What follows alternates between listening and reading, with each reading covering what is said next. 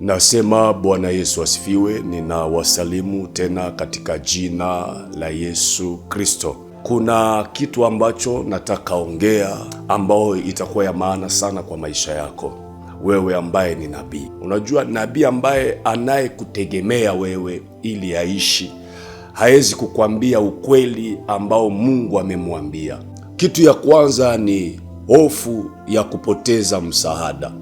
Ndio kitu ya kwanza ule nabii atakuwa nayo katika moyo wake. Atakuwa na hofu, atakuwa na boga ya kupoteza msaada kwako.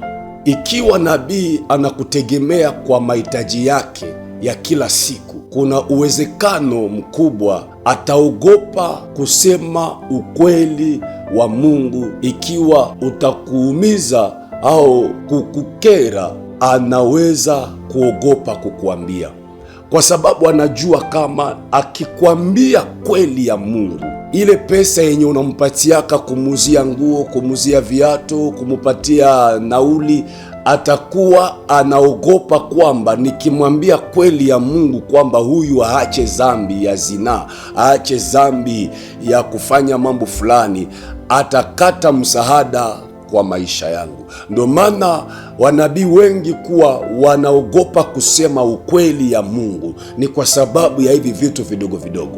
Ule nabii atakuwa napunguza uzito wa ujumbe wa Mungu. Kama Mungu alimuonesha kwamba huyu mtu ni mtu ambaye nitamuua kwa sababu ya tabia zake, alafu anaanza kuleta unabii ya kukufariji, unabii ya kukuonesha upendo wa Mungu, kuliko kwanza akupatie unabii kama vile Mungu alivyompatia, anaanza kuondoa ile uzito ya unabii. Anaogopa hata kukukosoa wakati yenye anaona unaingia katika machafu. Anaogopa kukukosoa kwa sababu anajua msaada yote imetoka kwako. Mungu atusaidie sana. Atakuwa anafanya mambo kukupendeza kuliko kwanza ampendeze Mungu.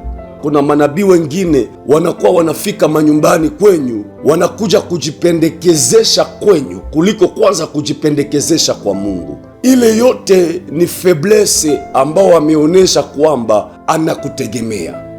Kitu ya pili, mara nabii akikutegemea atakuwa kama vile mtumwa kwako, na atakuwa anakosa akili kwa sababu akili yote imekutegemea wewe. Nabii anakuwa chini ya ushawishi wa kimwanadamu badala ya uongozi wa Roho Mtakatifu, uongozi wa Mungu. Anaanza kuwa chini ya uongozi wa mwanadamu. Ndio maana utajikuta wewe ni nabii, lakini watu wanaanzaka kukutuma. Unafika kwabo Mkristo ambaye unayemwombea, hakuna hata heshima. Heshima inapotea, ni kwa sababu kwamba kuna vitu ambavyo umevitegemea kwao, alafu unakuwa mtumwa wa kiakili, utumwa wa kimwili. Ile heshima inapotea, ni kwa sababu yako wewe nabii. Kitu ya tatu utaelewa, ule nabii anakosa ukosefu wa uhuru wa kiroho. Nabii wa kweli lazima awe huru kiakili na kifedha, ili aweze kusema kile Mungu anamsurutisha kusema bila uoga wowote. Unajua, ukiwa nabii bila pesa utakuwa mtumwa wa watu. Ukitumikia Mungu bila pesa utakuwa mtu bure mbele za watu. Hautakuwa na ushuhudi wa kusema usemi wa Mungu, kwa sababu unajua fulani ananuziaka vazi, fulani ananuziaka viatu, fulani ananipatiaka nauli, fulani analipa kodi ya nyumba.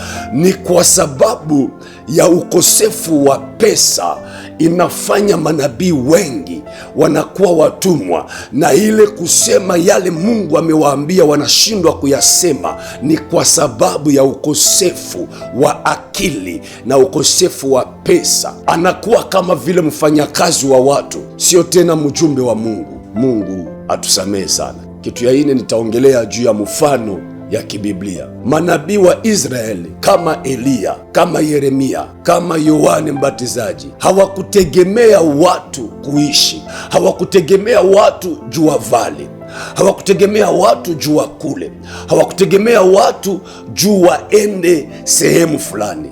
Walisema ukweli hata kama uliwafanya wachukiliwe na watu, lakini walisema kweli.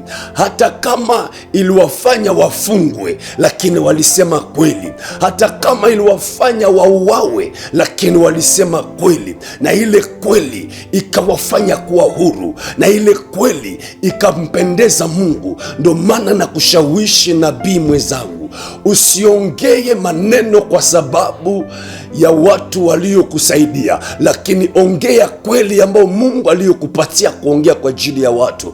Usiongee uongo kwa sababu ya kujipendekeza. Usiongee uongo kwa sababu uko na hitaji ya pesa, lakini ongea kweli kwa sababu ni yale Mungu amekushurutisha kuyasema. Na ndio maana wengi watasema, tulifanya kazi yako, lakini mbona sasa tumeenda sehemu ambayo hatutaki kuenda. Acha nikwambie, wengine watasema, baba, tulitoa pepo kwa jina lako, lakini Bwana atasema siwajui. Wengine watasema, tuliongea kwa niaba yako, lakini Mungu atasema, mulifanya yale yote ndio, lakini mimi siwajui, muliifanya kwa tamaa zenyu. Lakini nakushawishi we nouvelle generation, endelea kusema kweli ambao Mungu amekuambia. Usiongee yale ambao wale waliokutangulia walikuwa wakisema mabaya, walikuwa wamechafua jina la Kristo, lakini wewe sema yale ambayo Mungu alikwambia kusema, na utakuwa unampendeza Mungu na mbingu zitakuwa zinafunguka kwako. Acha nikwambie ndugu mpendwa, wewe ambao kunanifuata saizi, nabii anayekutegemea hawezi kukuambia ukweli wote. Anaweza kukufurahisha ili uendelee kumupa pesa. Ataendelea kukuambia maneno utafikiria ni Mungu amemwambia, kumbe ni mawazo yake, ili uendelee na msaidia. Lakini nabii anayemtegemea Mungu atakueleza ukweli. Kama ulizini, atakwambia angalisho na uzinifu. Kama uliiba, atakwambia angalisho na kuiba. Kama wewe ni mlozi, atakwambia angalisho na kuloga. Kama wewe unatumia madawa, atakwambia angalisho na mambo yako ya ushirikina. Hata kama hautaupenda ule unabii, lakini atakwambia, kwa sababu yeye hategemee mwanadamu, lakini anategemea Mungu.